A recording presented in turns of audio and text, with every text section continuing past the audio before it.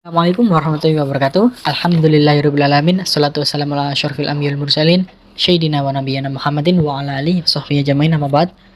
Kali ini yaitu menerangkan mengenai review metode Imam An-Nasa'i dalam penyusunan kitab Al-Jami' Al-Sunnah. Yang pertama yaitu mengenai biografi beliau. Imam An-Nasa'i mempunyai nama lengkap yaitu Abdurrahman Ahmad ibnu Su'aib ibnu Ali ibnu Sinan Al-Nasa'i.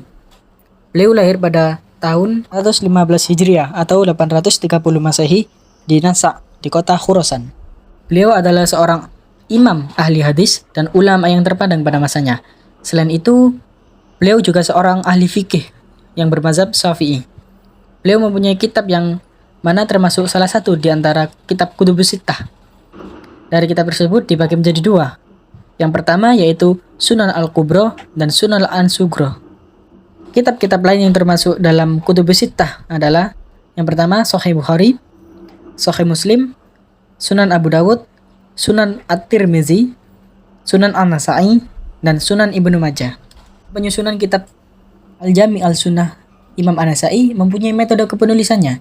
Yang pertama yaitu Al-Nasa'i memasukkan riwayat setiap rawi yang mana tidak ada ijma' ulama yang mustasyaddid atau moderat untuk meninggalkan periwayatannya. Yang kedua yaitu beliau termasuk ketat dalam seleksi perawi. Terbukti ada sebagian perawi rijal Bukhari dan Muslim yang beliau anggap dhaif. Begitu pula terhadap rijal Abu Dawud dan At-Tirmizi yang beliau anggap sebagai dhaif juga. Beliau menggabungkan metode Al-Bukhari dan Muslim dalam hal memberikan keterangan tentang ilat. Beliau mengikuti Al-Bukhari dalam hal riwayat hadis bil makna atau hadis yang semakna. Tetapi beliau jarang memaknai takwil dalam sanadnya. Beliau juga memiliki asbabul asadid sebagaimana Al-Bukhari dan Muslim.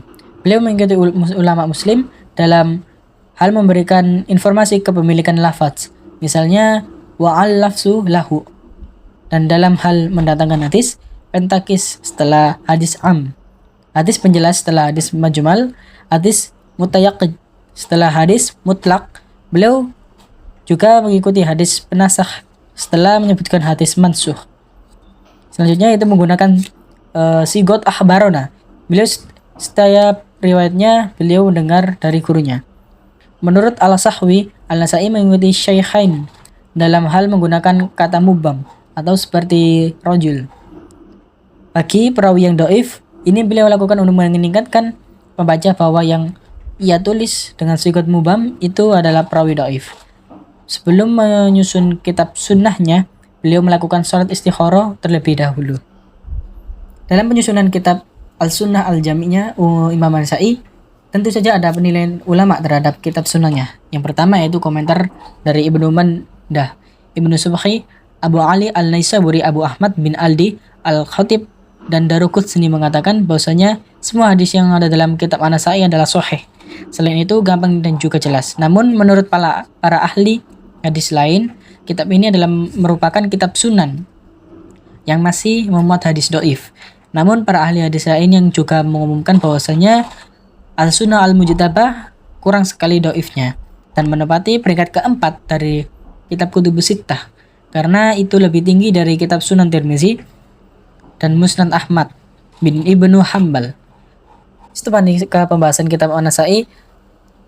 Maka adapun sistematikanya yaitu menggunakan bab-bab fikih atau yang dikenal dengan metode sunan. Hal ini sebagaimana telah dijelaskan bahwa sebelumnya, salah satu prinsip dan syarat yang dikemukakan oleh Imam An-Nasa'i adalah bahwa ia pernah berkata, dalam kitabku ini aku akan meriwayatkan dari perawi hadis panjang para ulama hadis, tidak bersepakat untuk meninggalkannya.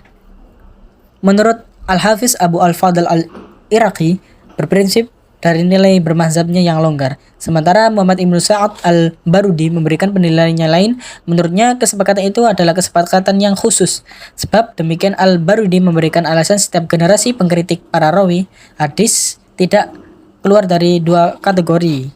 Yang pertama yaitu garis keras, yang kedua yaitu moderat. Dan pembelaan kitab Imam An-Nasa'i, Ibnu Jauzi mengemukakan bahwa 10 hadis maudhu di dalamnya, sehingga memunculkan kritik tajam terhadap kredibilitas Al-Sunan Al-Sugro. Seperti yang telah dikemukakan, hadis itu semuanya adalah sahih menurut Imam An-Nasai. Adapun orang belakangan menilai hadis tersebut adalah hadis yang maudhu. Itu merupakan pandangan subjektif sebagai penilaian. Hal ini karena masing-masing orang mempunyai kaidah-kaidah mandiri dalam menilai kualitas sebuah hadis. Demikian pula kaidah yang ditawarkan Imam An-Nasai dengan menilai kesahihan sebuah hadis. Nampaknya berbeda dengan kaidah yang diterapkan oleh Ibnu Al-Jauzi. Sehingga dari sini akan muncul aspek atau pandangan yang berbeda. Sekian revisi dari saya, semoga bermanfaat. Barakallahu fikum.